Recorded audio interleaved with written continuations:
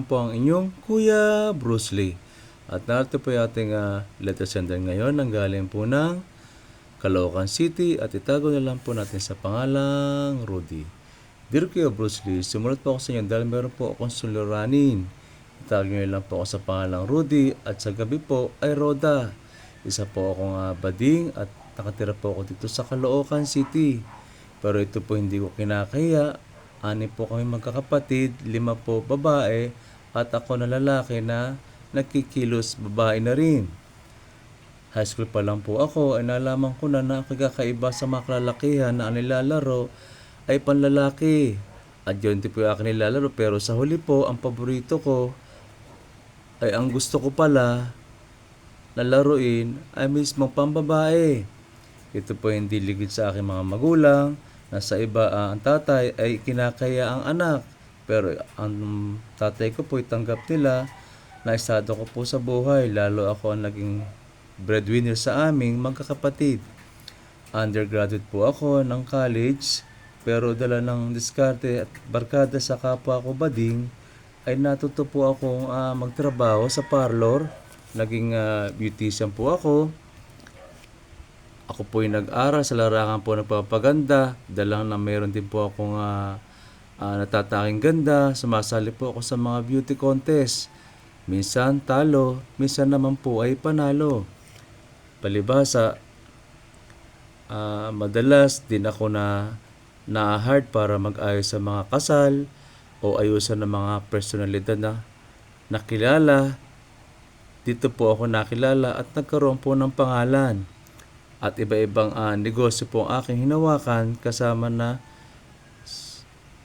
ang pag-angat ko sa buhay, ang pamilya ko. At ito'y pinapasalamat ko sa ang aking talino sa mahal na Panginoon Diyos na lumikha dahil sa nangyari sa aking buhay.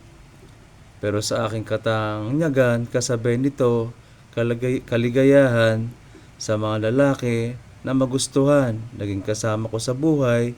Pero sa huli kalungkutan dahil pera lang pala ang kailangan at isa-isa rin po sila nawala sa akin at ako'y kanilang iniwan dahil naghanap din po ng babae o ang babae ang kanilang kailangan. Ginawa ko po, nag-focus lang po ako sa paghahanap buhay na kung saan po nakarating na bansa. Negosyo po ay lumawak pa na dati ang bahay po namin binabaha, ngayon nasa itaas na at na digwardya pa. Dahil alam ko madaming kapuspalad, tumulong din po ako sa abot na aking makakaya. Kaya lang po naisip ko na nag-iisa lagi ako hanggang sa dumating si Regine na isang aplikante sa parlor na minsan ko lang siya nakita at naturuan parang may iba na akong naramdaman para sa kanya. At meron po kaming ayusan na personalidad. Ako ang naghahatid po sa kanila sa lugar na kaayusan nila. Katabi ko po sa driver's seat. Habang sa biyahe, kwentuhan kami at napalagayan ko po ng loob si Regine at ganoon din po siya sa akin. Hanggang sa gusto ko na laging kasama si Regine sa aking mga lakad at madalas siya na rin ang nag-aayos ng gamit ko. Sinama ko na rin siya sa mga ibang bansa para sumali ako sa mga competition. Nanalo po ako at bilang pasalamat sa mga kaibigan, nagpahanda po ko ng pagkain at inumin para po sa kanila. Magkatabi kami sa upuan ni Regine, inuman kami at sumunod po noon ay umalis na ang mga bisita namin. Kami na lang ni Regine ang natira. Palibhasa, lasing na at nilaya niya ako ni Regine sa kwarto para pumasok. At pares kaming nabuwal sa kama.